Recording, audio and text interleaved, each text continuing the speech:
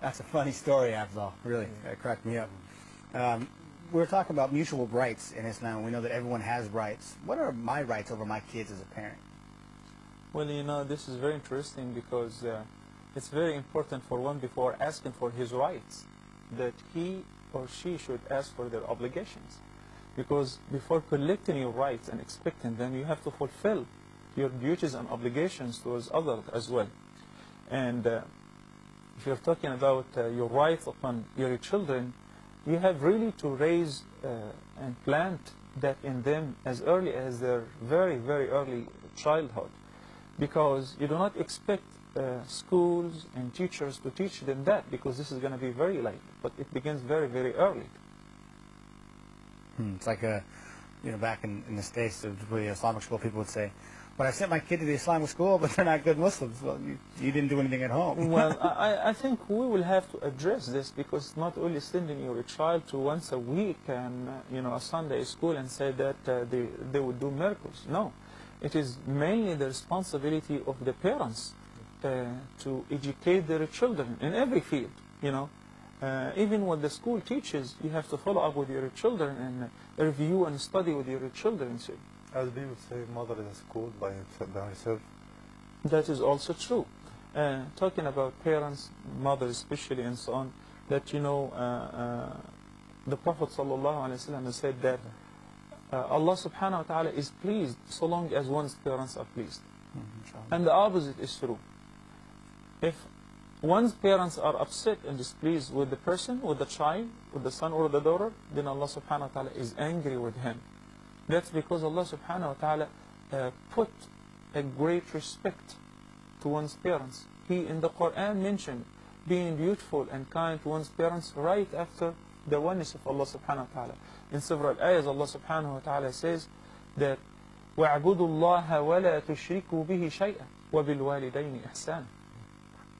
You must worship Allah and not associate any with Him in worship. And be good to your parents. Be dutiful to your parents. Yes, Sheikh, there are many verses in the Quran that deal with that topic. It instructs that child should be obedient to his father and mother. Should be, after Allah ordered us to worship the one God, He ordered us to be obedient to our parents. That is true. As a matter of fact, the Quran is full of beautiful verses instructing us to be dutiful to one's parents. For instance, the ayah which falls in Surah Luqman, Allah subhanahu wa ta'ala says, وَوَصَّيْنَا الْإِنسَانَ بِوَالِدَيْهِ حَمَلَتْهُ أُمُّهُ وَهْنًا عَلَى وَهْنٍ وَفِصَالُهُ فِي عَامَيْنِ أَنِ اشْكُرْ لِي وَلِوَالِدَيْكَ إِلَيَّ الْمَصِيرُ. So the ayah actually reasons as why one should be kind and dutiful to his parents. We enjoin upon a man to be good to his parents. حَمَلَتْهُ أُمُّهُ وَهْنًا عَلَى وَهْنٍ. Because his mother bore him in weakness and difficulty upon weakness and difficulty for 9 months, more or less. وَفِصَالُهُ فِي عَامَيْنِ. And it was not only the pregnancy. After that, there was a suckling, and his weaning took 2 years. وَفِصَالُهُ فِي عَامَيْنِ. So one should be grateful. اشْكُرْ لِي وَلِوَالِدَيْ. Should be grateful to Allah subhanahu wa ta'ala for bringing him to this life and for giving him the parents. So you should be grateful to Allah and to your parents. إِلَيَّ الْمَصِيرُ. Unto me is the return. Which reminds me also of a hadith that a man came to the Prophet ﷺ, and he said that he wanted to go and make jihad. So the Prophet asked him if you have any parents, and he said yes. So he said it would be better if you go and take care of your parents. You see, you know, defending one's deen and faith is one of the top duties. However, when the man offered that he is interested in joining the Prophet ﷺ on a battlefield, he inquired first whether he has parents or not. Of course, the commentator said that basically because they did not have any other children but him. So they needed somebody to take care of them. That's why Nabi Sallallahu Alaihi Wasallam said, well, the real jihad is in serving them. Yes. You know? What about cases like for me? My mom and dad are angry with me because I'm a Muslim. And so they're displeased with me. So is Allah displeased with me because of their displeasure? No, of course not. You know, we have an interesting story of Sayyidina Sa'd ibn Abi Waqqas and Mus'ab ibn Umayr. As when they accepted Islam, their mothers, of course, refused that. Sayyidina Sa'd's mother that vowed that she will never take a shower, she will not eat, she will not drink, and until Sa'd comes back to his to the religion of his foreparents. However, Sayyidina Sa'd ibn Abi Waqqas addressed his mother saying that eat or you don't, eat or not, drink or not. By Allah, I will never give up on my religion after Allah have guided me. Even if you have 100 souls and Allah takes them one after another, I will never give up on my faith. And of course Allah subhanahu wa ta'ala have guided her later on. However, you have to keep in mind that one's parents might be not on his faith, non-Muslims, but still they have rights upon you.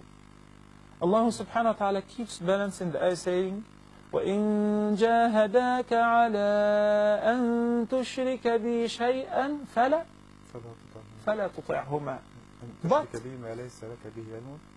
فَلَا تُطِعْهُمَا وَصَاحِبْهُمَا فِي الدُّنْيَا مَعْرُوفًا. And if they struggle against you to make you convert, to associate with Allah subhanahu wa ta'ala, whom you don't have any knowledge with, then لا تطعهما, obey them not. But meanwhile, وصاحبهما في الدنيا معروفا, and keep a good company with them in this dunya. Serve them in respect of worldly matters. Pray for their guidance. Do not save an effort to be a kind and nice son of theirs. But when it comes to faith, no compromising. But if the parents try to prevent you from doing something, for example, my mother wants me to shave my beard, or she wants me to stop going to Fajr prayer because of the weather that was very, very cold. We have to understand one thing, that who instructed us to obey our parents? Allah subhanahu wa ta'ala. Allah subhanahu wa ta'ala. So it is because of Allah we love our parents and we keep our duties to them, right? No. So when there is a conflict of interest, we give always precedence to what Allah loves over what anybody else loves.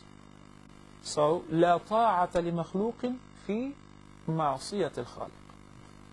So when one had a situation where his parents want something versus Allah subhanahu wa ta'ala wants something else, he should give precedence to what Allah and His Messenger sallallahu alayhi wasallam want. How do we instill that in our kids? How do we show that to our kids? As I said earlier, that should begin very, very early. The Prophet sallallahu alayhi wasallam taught us what we should teach our children, of course, in order that every morning when you wake up and you're kind, respectful to your parents, Allah subhanahu wa ta'ala opens 2 doors in paradise for you. And if you only have one parent, then He opens 1 door for you in paradise. Just imagine that you have the access to keep this door open or shut it down. So by planting this concept in the mind of my child, he grows up that on the love of Allah and His Messenger sallallahu alaihi wasallam, and he wants to please them. So he pays the rights, and he pays me my rights because I obey Allah subhanahu wa ta'ala and instructed him to love Allah and obey Him. And the Prophet sallallahu alaihi wasallam says that if one of them is angry with you, Allah is angry with you. So he was asked sallallahu alaihi wasallam, even if they were wrong, if it is their fault. So the Prophet sallallahu alaihi wasallam said, even if it was their fault. So you do not expect them to come forward and say sorry. No, it's supposed to be always the opposite. You who go forward and say, I'm sorry, I will never do it again. Kiss their hands and ask for forgiveness from them. Sometimes we may have a child and they show obedience, full obedience in front of the parents when they're home. And once they leave the home and they go outside with friends, then it's a different story. Yeah, then they're crazy in the streets. Now, you know what? You can always use stories and verses from the Quran to make the idea clearer in the mind of your children. For instance, Sayyiduna Abdullah ibn Abbas, once, may Allah be pleased with him, was performing Hajj. And he saw a man who was carrying his mother on his shoulders. making tawaf. He was circulating around the Kaaba, and you know how tough it is, you know, just to do tawaf by yourself. Now he was carrying his mother on his back. So Sayyidina Abdullah ibn Abbas looked at him. So the man said, do you think I've paid her enough? Guess what did he say? No. Not even equal to a scream or a cramp that she experienced while giving birth to you. And that's why Allah subhanahu wa ta'ala, when the Prophet sallallahu alaihi wasallam was asked about who should have more rights upon me, so the Prophet sallallahu alaihi wasallam answered, your mother. And once again he was asked the same question, twice. He said, your mother, your mother, your mother. And in the fourth time, the Prophet ﷺ replied, your father. So keeping in mind that both parents have equal rights, but the mother, because of the extra work she did, bearing you in her womb and suckling you, and you know the extra care she gave you, the Prophet ﷺ said that paradise is beneath the feet of the mothers, indicating that you want to enter paradise, then you have to please your parents, and particularly your mother. You know, while the Prophet ﷺ was alive, there was a person by the name Alqamah. Alqamah was dying. So Nabi sallallahu alayhi wasallam ordered his companions to remind him with the word of Tawheed, La ilaha illallah, before his death, so that he will receive salvation. And he couldn't say it. The Prophet sallallahu alayhi wasallam called his mother. Even was practicing Muslim? Or? Yes, so he called his mother. He said, what is the matter with your son? Are you upset with him? She said, yeah, he's fine except for one thing, that he prefers his wife over me. I'm extremely angry with him, and I will never forgive him. So the Prophet ﷺ made a very nice trick. He said to his companions, collect me some fire logs. They said, why? He said, I'm going to burn him down. She said, no, that's my son. He said, well, if you don't forgive him, he will be burned down on fire. So she said, okay, Rasulullah, I forgive him. He said, well, Ya Bilal, go and ask him to say La ilaha illallah. We will figure out if she just said it out of shyness of me or she really meant it. So when Bilal ibn Rabah went to Alqamah and dictated to him what to say and said, La ilaha illallah, guess what? So Alqamah was able to say La ilaha illallah, then he died. He was saved. Without the pleasure of one's parents, no paradise, no mercy, no forgiveness. If one's parents are still alive, this is a privilege which everyone should really use. Okay, Sheikh Ismail, can I use your bathroom to make wudu? I don't know how much money you got. Yeah, you need to go that way, down the hall to the left, and it's the 5th door on the right. Okay, thank you. You're welcome.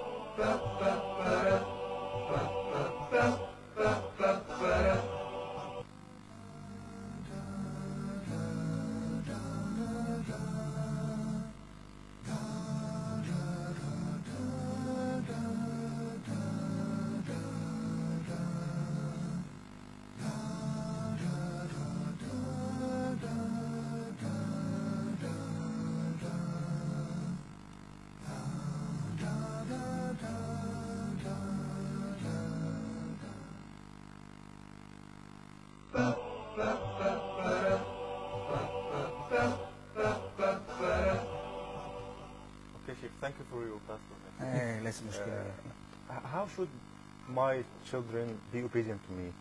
If my child disobeys me, and should I tell his mother to instruct him, to tell him to be obedient, or what should I do? Let me tell you this. Sometimes that happens as a result, as a natural result of that the parents are not being good to their own parents. So the child seeing that his grandparents are not being treated nicely, you know, or his parents are talking out loud in their presence. So he's just going to copy the attitude of his parents exactly. So remember the role model. You have to set the example and begin by yourself. There are actually some guidelines, as you know. It's like in the West, though, where we just, when our parents get old, we ship them off to the nursing home, and we only see them on holidays. This is the role. This is what we set for our kids to see. This is an awful practice. This is an awful practice where it's like, you know, they are not your parents anymore. They do not belong to you anymore.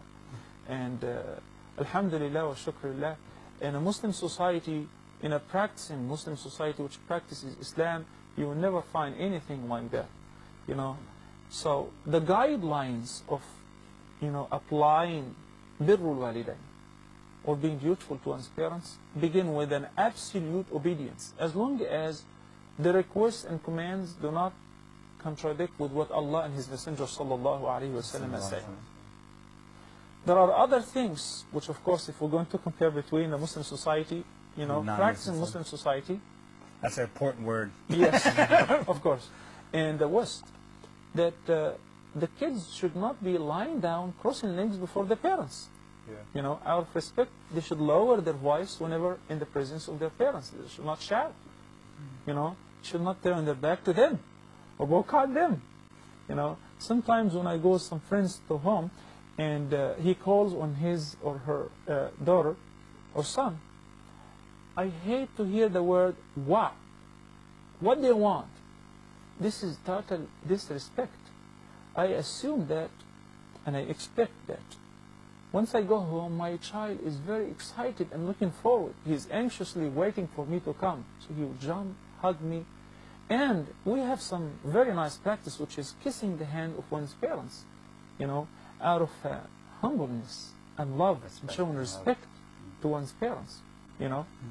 Also, as you mentioned, Ismail, that there was once a person who was seen that he was changing the clothes for his mother and taking her to the bathroom and so on, because she got old and she was disabled.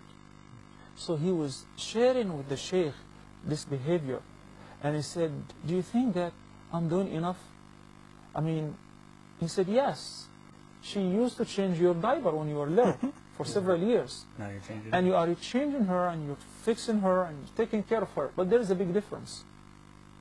That she was doing this for you with pleasure and happiness, hoping for you to live long life. While you're doing this and hoping that Allah would make it easy for her. And so actually it stems from the heart. Yeah.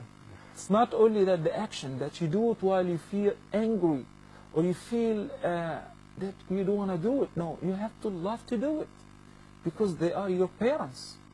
And that's why not only my parents, those whom my parents used to love and hang around with, they are also my friends. Even if my parents pass away, I still should keep in touch with them, visit them, pay them their rights. Because إن من أبر البر أن يبر المرء من كان أبوه وأمه يبرهما. One of the best ways to show kindness to your parents, even after their death, is to be kind to them and visit their friends after their death. What about making dua? This is one For of the your best. dead Allah subhanahu wa ta'ala taught us in the Quran, وَقُلْ رَبِّ ارْحَمْهُمَا كَمَا رَبَّيَانِ صَغِيرًا. Supplicating and asking Allah subhanahu wa ta'ala and begging Him for forgiveness for one's parents as they have raised them while he was young. And the dua of the prophets, رَبِّ اغْفِرْ لِي وَلِوَالِدَيَّ وَلِلْمُؤْمِنِينَ وَالْمُؤْمِنَاتِ يَوْمَ يَقُومُ الْحِسَابِ. Okay, how I can implant that in my child when I pass away? I want him to pray for me after my death. You know, I remember a very interesting incident happened. There was a scholar of the recent days. He was dying, and at the time of his death, he was crying, and he was feeling very sorry for his father. Those who were present were also scholars, and they were amazed. I mean, you're dying, you should be concerned about yourself. So he was only considering his father, remembering his father, because he was repeating one word, that he regretted that he's going to die, and nobody else is going to remember his father in dua and supplication for his father. So he actually considered his life as an asset to benefit his father. You know, making dua for your parents before your children. That is the best way to remind them that I love my parents so much, because all of what I have now is because of them. The way I'm dealing with you and I'm raising you properly, I'm taking care of you because my parents taught me so. Yeah, So it's a payback. I remember that this is the exact way for my father. He used to pray for his father for me. That's why I'm praying for him after this. Yeah. And you have, like, because Usama's father passed away. May Allah a while have ago. mercy on him. But Usama has like even though his father's, gone, Usama has still has a relationship with his father. Like, we were talking, and he goes, my father taught me how to how to make wudu like this, yeah. and my father taught me this, and it's you can see that there's like an actual like And a this is love the for asset the which father. one can leave after death, which will continue to provide him with the word, the righteous son. Yeah, the three. Now, Three things go so to the remember that we always should ask Allah subhanahu wa ta'ala to have mercy and forgiveness upon our parents. رَبِّ اغْفِرْ لِي وَلِوَالِدَيَّ. Oh Allah, forgive me my sins and for my parents' sins as well. وَلِلْمُؤْمِنِينَ وَالْمُؤْمِنَاتِ. And for all the believing men and women without exception. This is a beautiful dua which we're taught in the Quran. The Prophet ﷺ, he stressed upon maintaining the relationship of kinship. And if I recall clearly, when his wife Khadija died, he used to, whenever he does a sacrifice, he would send the meat to her family and things like that. I'm glad, Brother Abdul, that you took the move, or otherwise we can just park forever talking about parents' rights and so on, because it's an endless subject, and it is very, very important. But also amongst the important rights, which are the duties of the parents to plant in the mind and heart of their children, is their kinship rights upon them, which is حق صلة الرحم, upholding the ties of one's kinship. Yeah. Why we call it rahim? Yeah, actually the word kinship translates in Arabic literally as rahim, simply because Allah subhanahu wa ta'ala explained that I am the most merciful, and the most merciful in Arabic is Ar-Rahman. I have created Ar-Rahim. Ar-Rahim is the womb of the mother, and I have taken its name out of my name. So Rahim, from Rahman, from mercy. So one who upholds the ties of his kinship, I shall have mercy on him. Right. And the opposite is true. I know, like what exactly is kinship? Because where I'm from, like when I was growing up, I had my mom and my dad and my brothers, and that was my family. That was my kinship. And we had like extended cousins. We didn't do nothing with them. And then when I became older, I got married and had my own family, and that became my family. And then my mom and dad became removed from this. Same with my brothers. They're not.